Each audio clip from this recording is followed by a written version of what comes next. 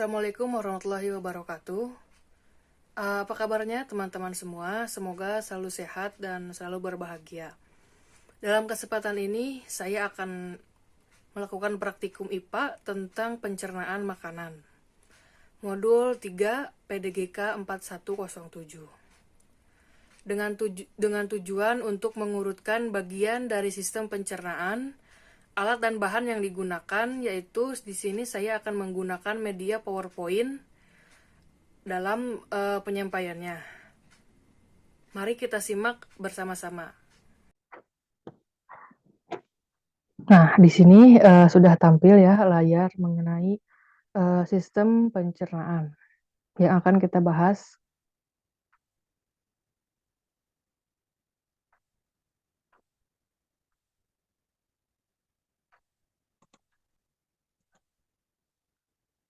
Nah, sebelumnya pernahkah kalian merasa lapar? Nah, menurut kalian mengapa kita itu butuh makan? Apa sebenarnya yang terkandung dalam makanan sehingga setelah makan kita bisa melakukan aktivitas lagi? Nah, untuk mengetahui jawabannya, mari kita simak bersama-sama.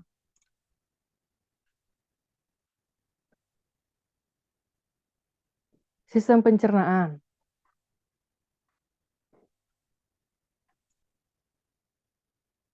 Di sini terdapat gambar mengenai sistem atau saluran pencernaan pada manusia yang pertama mulai dari mulut sampai dengan uh, anus ya atau dubur. Nah, untuk selanjutnya sebelum membahas kepada materi, kita akan bahas dulu mengenai peta konsep yang akan kita pelajari pada pembelajaran kali ini. Sistem pencernaan. Di sini kita akan mempelajari mengenai nutrisi pada zat makanan yang terdiri atas karbohidrat, lemak, protein, vitamin, mineral, dan juga air. Kemudian kita akan membahas mengenai struktur dan fungsi sistem pencernaan yang terdiri atas saluran pencernaan dan kelenjar pencernaan. Untuk saluran pencernaan yang terdiri atas mulut, kerongkongan, lambung, usus kecil, usus besar. Selanjutnya ada kelenjar pencernaan yang terdiri dari hati, kantung empedu, dan juga pankreas. Terdapat juga gangguan pada sistem pencernaan yang misalnya penyakit seperti apendis, diare, sembelit, mah, hepatitis, maupun obesitas. Nah, upaya untuk menjaga sistem pencernaan itu seperti apa akan kita bahas di pembelajaran kali ini. Sistem pencernaan. Kita akan membahas mengenai nutrisi pada zat makanan. Nutrisi itu adalah sebuah substansi organik yang dibutuhkan organisme untuk fungsi normal dari sistem tubuh, pertumbuhan, dan pemeliharaan makanan. Untuk mendapatkan sumber nutrisi diperlukan makanan yang sehat dan bergizi. Adapun nutrisi yang dibutuhkan oleh tubuh yaitu pertama karbohidrat, lemak, protein, vitamin, mineral, dan air.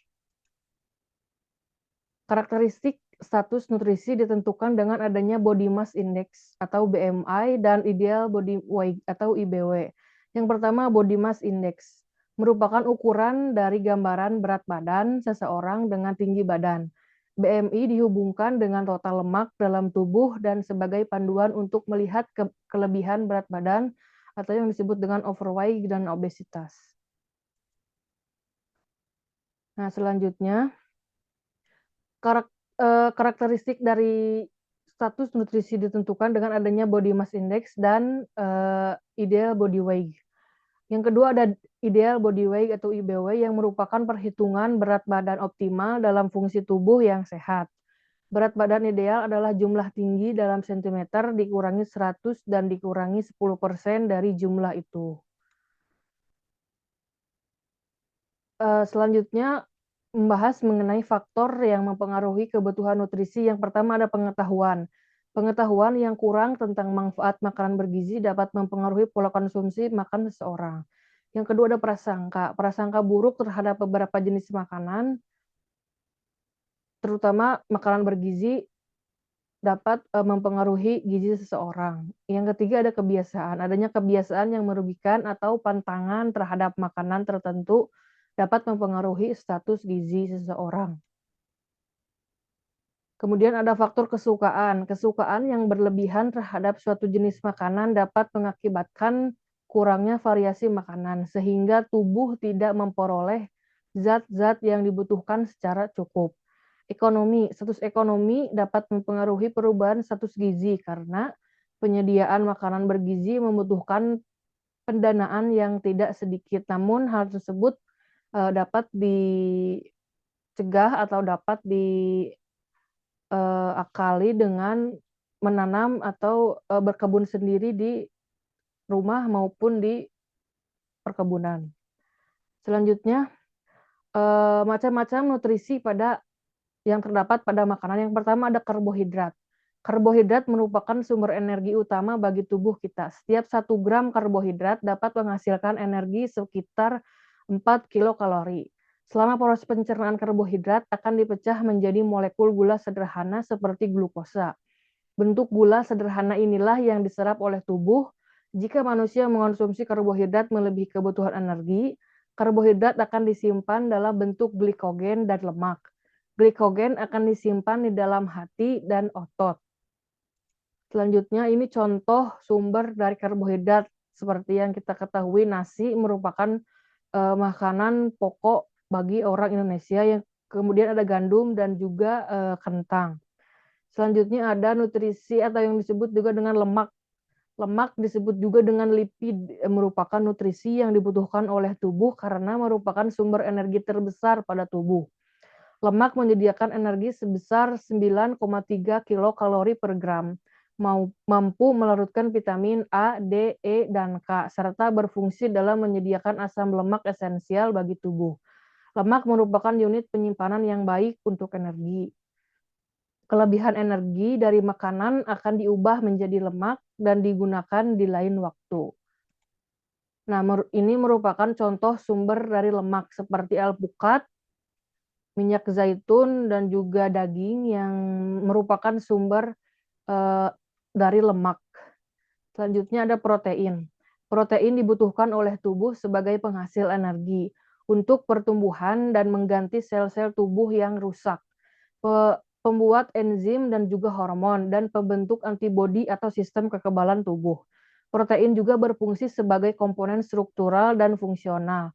Protein dapat bersumber dari hewan, atau yang disebut dengan protein hewani, dan dari tumbuhan, atau disebut juga dengan protein nabati. Nah, ini merupakan contoh sumber dari protein. Yang pertama ada keju, daging, dan juga telur.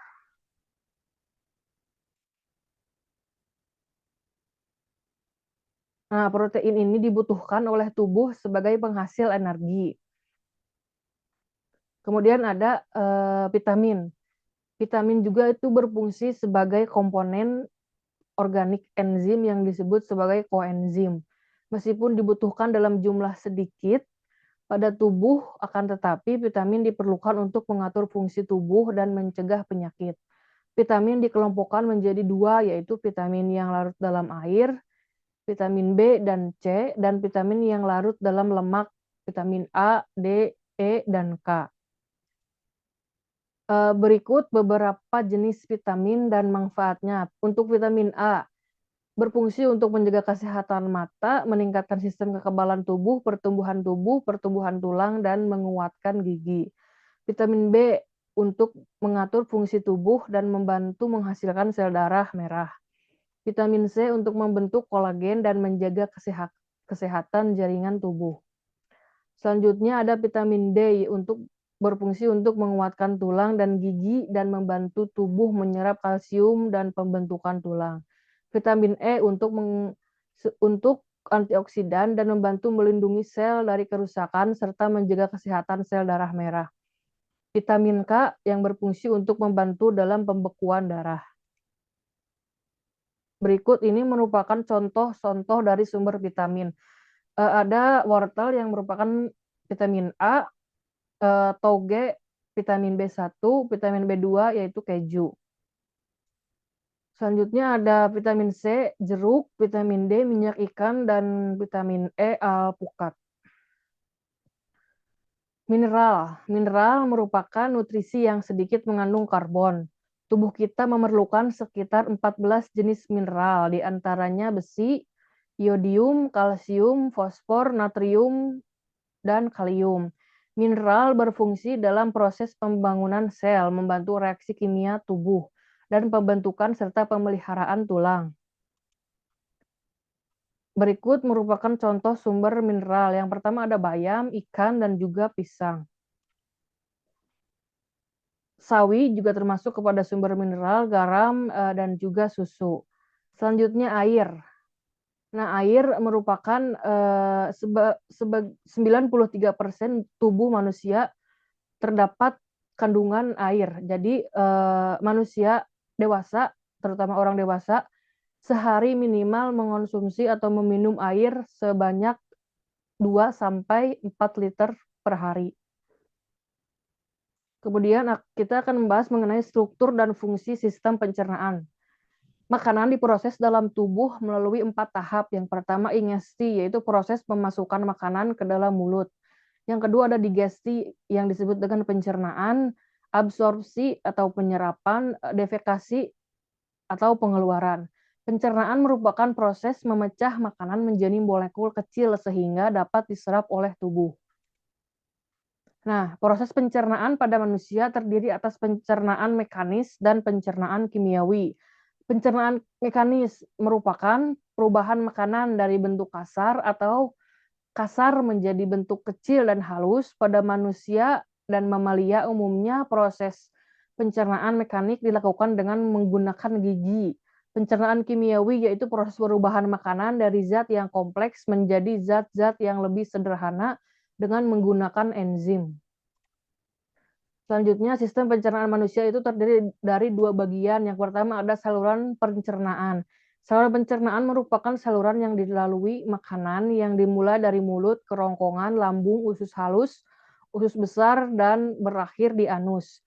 Yang kedua ada kelenjar pencernaan. Kelenjar pencernaan membantu mencerna makanan dan menghasilkan enzim-enzim yang digunakan dalam pencernaan makanan secara kimiawi. Selanjutnya, saluran pencernaan. Kita akan membahas mengenai saluran pencernaan. Yang pertama mulai dari mulut, kerongkongan, lambung, usus halus, dan juga usus besar. Di dalam rongga mulut terdapat gigi, lidah, dan kelenjar air liur atau disebut juga dengan saliva. Yang pertama gigi. Gigi itu terbentuk dari tulang yang disebut dentin. Gigi terdiri dari struktur yaitu mahkota gigi yang terletak di atas gusi, leher yang dikelilingi gusi, dan akar gigi yang tertanam dalam lekukan-lekukan rahang. Mahkota gigi dilapisi email berwarna putih. Nah, ini merupakan gambar atau struktur dari gigi.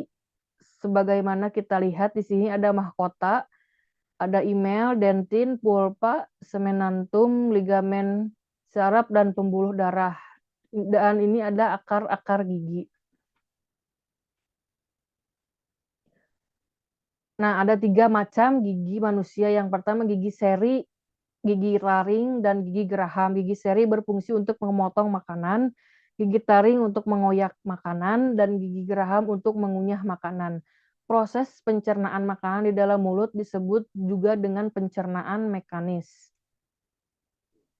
Nah, ini merupakan bagian mulut. Di sini ada bagian gusi, gigi, langit-langit yang keras, langit-langit lunak, nula, atau di sini juga ada lidah. Nah, lidah itu berfungsi untuk mengecap makanan. Ada kelenjar liur atau disebut juga dengan salipa. Kelenjar salipa menghasilkan air liur yang mengandung enzim petialin dan amilase yang berguna untuk mengubah amilum menjadi maltosa. Pencernaan yang terjadi dibantu enzim disebut kegiatan tersebut disebut dengan pencernaan kimiawi. Nah, ini merupakan gambar dari lidah. Yang di sini ada bagian-bagian untuk mengecap lidah, yang bagian belakang dan dalam itu bisa mengecap pahit, yang di ujung kiri ada asam, di pangkal asin, dan juga di ujung ada manis.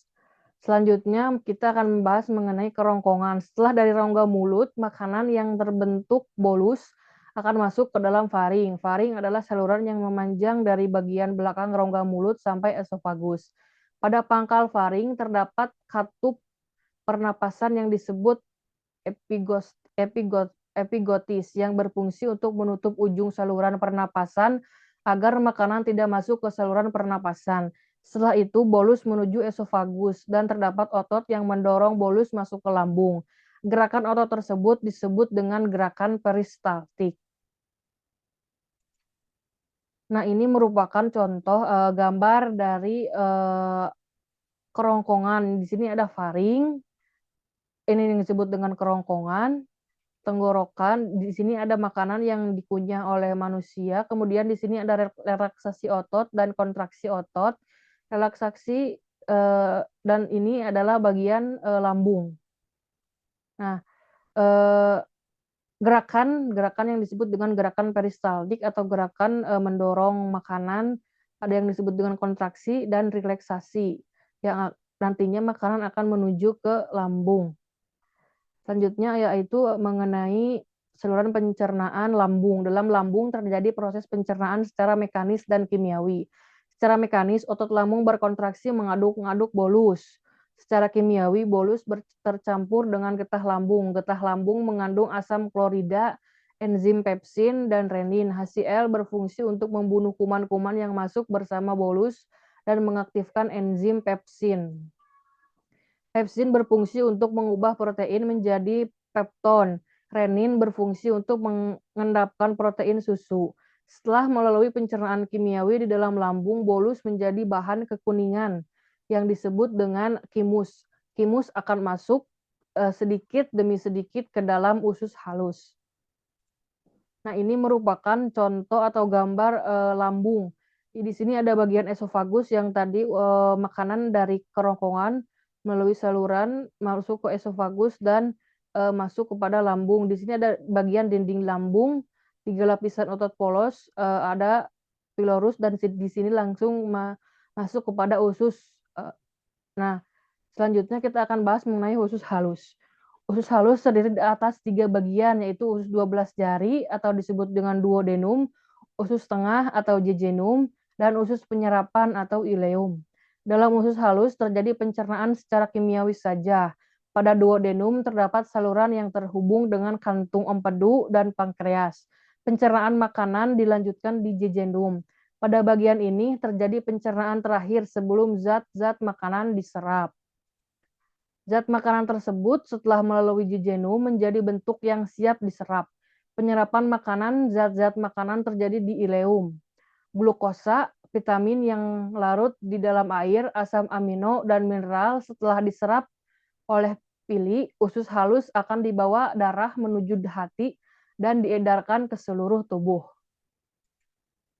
Nah, ini merupakan gambar dari sistem atau usus yang terdapat dalam tubuh manusia. Di sini ada bagian duodenum, jejunum yang disebut usus tengah, ada large intestine, kemudian ileum, rectum, dan yang terakhir ada anus. Nah, kita akan membahas mengenai usus besar. Nah, dalam usus besar atau kolon memiliki panjang sekitar 1 meter yang terdiri atas kolon ascendens, kolon transversum, dan kolon descendens. Bahan makanan yang sampai pada usus besar dapat dikatakan sebagai zat-zat sisa. Usus besar berfungsi mengatur kadar air pada sisa makanan. Jika kadar air pada sisa makanan terlalu banyak, dinding usus besar akan menyerap kelebihan air tersebut. Sebaliknya, jika sisa makanan kekurangan air, dinding usus besar akan mengeluarkan air. Di dalam usus besar terdapat organisme yang membantu membusukkan sisa-sisa makanan. Contohnya ada Escherichia coli. Dari proses ini akan terbentuk feses yang akan ditampung di rektum lalu dikeluarkan melalui anus. Nah, ini merupakan gambar dari usus besar dan bagian-bagian yang terdapat dalam usus besar. Nah, itu merupakan struktur dan fungsi dari sistem pencernaan yang sudah dijelaskan.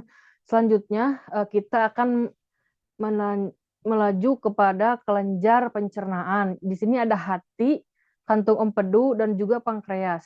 Hati merupakan kelenjar terbesar dalam tubuh. berada pada bagian rongga perut sebelah kanan di bawah diafragma. Hati berperan dalam proses detoksifikasi. Hati juga berperan dalam menjaga keseimbangan kadar glukosa darah. Selain itu, hati juga mengatur kadar kolesterol darah. Sel-sel hati akan mengeluarkan getah yang disebut getah empedu yang berfungsi untuk mengemulsi lemak. Selanjutnya ada kantung empedu. Kantung empedu merupakan organ yang terletak di bawah hati. Kantung ini menyimpan getah empedu yang dihasilkan hati. Getah empedu berwarna kuning kehijauan karena mengandung pigmen bilirubin. Bilubirin merupakan pigmen yang terbentuk dari pecahan hemoglobin. Getah empedu akan dikeluarkan ke usus halus dan berperan dalam mengemulsi lemak. Selanjutnya ada pankreas. Pankreas yang merupakan organ yang berada di balik perut di belakang lambung. Sel-sel pada pankreas akan menghasilkan cairan pankreas yang akan masuk ke dalam duodenum melalui saluran pankreas. Getah pankreas mengandung sodium bikarbonat dan enzim-enzim pencernaan yang berperan dalam pemecahan karbohidrat, protein, dan lemak. Pankreas juga merupakan kelenjar endokrin yang menghasilkan hormon insulin. Nah, ini merupakan kelenjar pencernaan yaitu dari hati, kemudian pankreas, ada kantung empedu, dan ini masuk kepada usus atau usus halus yang disebut dengan duodenum. Nah, itu merupakan materi dari struktur dan fungsi sistem pencernaan mengenai kelenjar pencernaan. Selanjutnya, materi selanjutnya akan membahas mengenai gangguan pada sistem pencernaan. Sistem pencernaan dapat mengalami gangguan yang mengakibatkan proses pencernaan berlangsung tidak sempurna. Beberapa gangguan dan penyakit pada sistem pencernaan yaitu apenditis, MAH, diare, konstipasi, obesitas, dan hepatitis.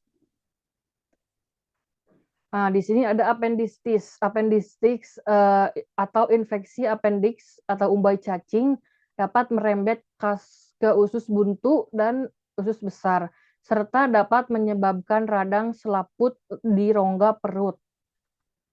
Selanjutnya ada penyakit MAH. Di sini ada MAH yang merupakan penyakit yang menyebabkan terjadinya peradangan pada lapisan lambung. MAH dapat diakibatkan dengan meningkatnya asam lambung, infeksi bakteri, stres, makan tidak teratur, dan mengonsumsi makanan yang terlalu pedas atau terlalu asam. Di sini ada gambar mengenai lambung yang sehat, dan ini ada lambung yang terkena penyakit MAH. Selanjutnya ada penyakit diare. Diare disebabkan oleh infeksi bakteri atau protozoa pada usus besar yang disebabkan oleh infeksi bakteri dan protozoa seperti Entamuba coli. Diare mengakibatkan proses penyerapan air di usus besar dapat terganggu. Selanjutnya ada konstipasi. Konstipasi atau sembelit terjadi karena penyerapan air pada sisa makanan di usus besar terjadi secara berlebihan. Penyebabnya adalah kekurangnya asupan makanan yang berserat. Ini merupakan konstipasi atau yang terjadi di usus yang normal dan ini yang mengalami konstipasi. Selanjutnya obesitas. Merupakan suatu kondisi tubuh yang memiliki kandungan lemak berlebih sehingga dapat menimbulkan efek negatif pada kesehatan. Obesitas dapat meningkatkan resiko terkena beberapa jenis penyakit seperti jantung, diabetes, dan osteoporosis. Upaya utama untuk mencegah atau menangani obesitas adalah dengan berolahraga dan mengatur pola makan. Selanjutnya ada penyakit hepatitis. Penyakit pada peradangan hati. Orang yang menderita hepatitis ringan memiliki gejala seperti orang yang terkena flu, yaitu sakit otot dan persendian, demam, diare, dan sakit kepala. Penderita hepatitis akut dapat mengalami jaundice atau menguningnya kulit dan mata. Penyebab utama dari penyakit hepatitis selain virus hepatitis B, penyakit hepatitis juga dapat disebabkan oleh bakteri, jamur, protozoa, racun seperti alkohol, dan lain sebagainya. Ini merupakan gambar hati yang normal, hati yang sehat, dan ini hati yang terkena penyakit hepatitis.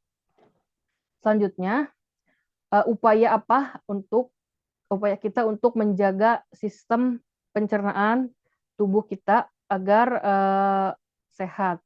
Yang pertama yang harus dilakukan yaitu pertama rutin meminum air putih. Yang sebagaimana kita ketahui bahwa manusia atau contohnya orang dewasa wajib atau harus meminum air putih sehari itu 2 sampai 4 liter air putih. Selanjutnya melakukan olahraga yang teratur, tidak mengonsumsi makanan yang terlalu pedas atau terlalu asam, menggosok gigi secara rutin, mengunyah makanan sebelum ditelan dengan perlahan, makan tidak tergesa-gesa, mengonsumsi makanan berserat, dan juga menjaga kebersihan.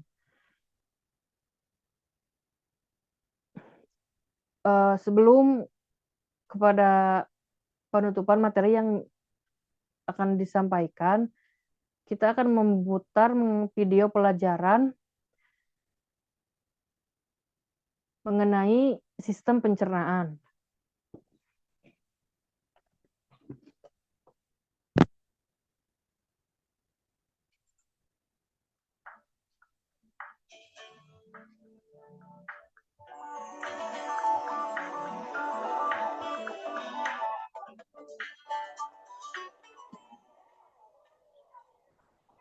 Wow. Duh, aku tertinggal rombongan. Di mana ya mereka? Aku rasa tadi rombonganku masuk ke sini.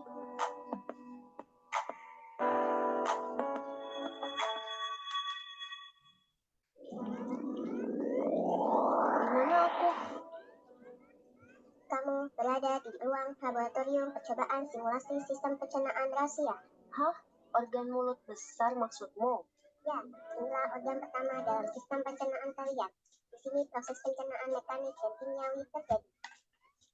Apa itu proses mekanik dan kimiawi? Ketika kita makan untuk mendapatkan energi, makanan yang masuk ke dalam tubuh akan melalui proses pencernaan. Proses ada yang mekanik yaitu ketika makanan dikunyah, dicampur, dan diremas. Sedangkan pencernaan kimiawi biasanya dilakukan dan dibantu oleh enzim pencernaan. Ah, dan itu pasti tugas gigi dan lidah yang mengunyah makanan ya? Ya, benar sekali. Dan untuk menghancurkan makanannya dibantu oleh air liur yang mengeluarkan mukosa, senyawa antibakteri, dan enzim amilase.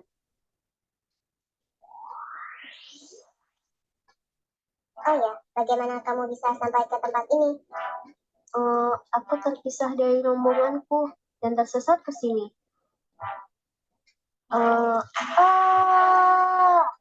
Aku tidak kuat menunggu. Tunggu di sini, aku akan segera meminta bantuan.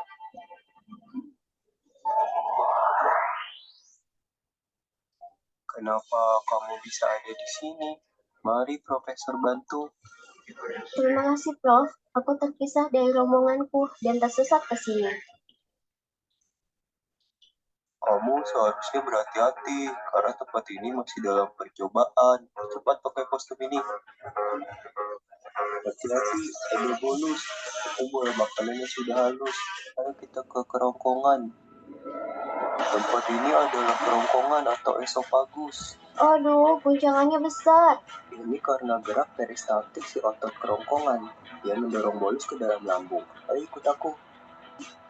Di sini juga terdapat epiglotis untuk menutup ujung saluran pernapasan agar makanan tidak masuk ke sana. Dan inilah lambung.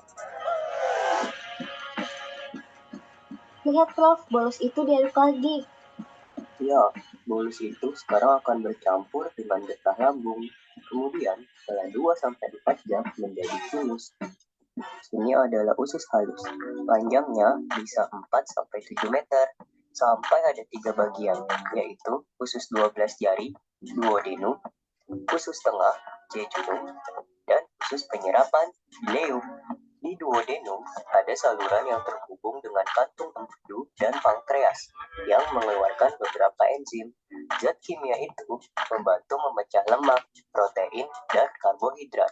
Kemudian dilanjutkan ke jejunum dan penyerapan zat makanan di ileum. Dan yang menonjol ini apa, Prof? Itu kiri yang menyerap untuk diedarkan ke seluruh tubuh. Nah, kita sampai ke usus besar yang menampung sisa makanan selama 1-4 hari. Bila kadar air pada sisa makanan terlalu banyak, dinding usus besar akan menyerap kelebihan air dan sebaliknya. Nah, bila makanan sulit dicerna, usus akan jadi kacau, yang seharusnya cairan dan nutrisi diserap tubuh berjam-jam bisa dikeluarkan begitu saja. Di usus besar ini ada bakteri E. coli yang membantu membusukkan sisa makanan dan membentuk vitamin K dan B12. Sisa makanan beserta gas yang berbau atau feses ini dibuang melalui anus.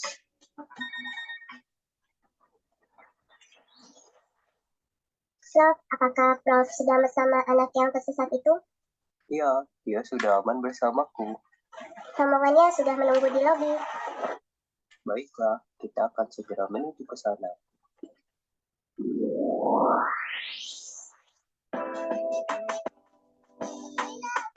Syukurlah kalian sudah kembali. Ayo Dinda, kamu sudah ditunggu oleh rombonganmu. Ya, terima kasih semuanya. Ini kostumnya aku kembalikan, Prof. Untung saja kamu tidak apa-apa. Sampai jumpa lagi.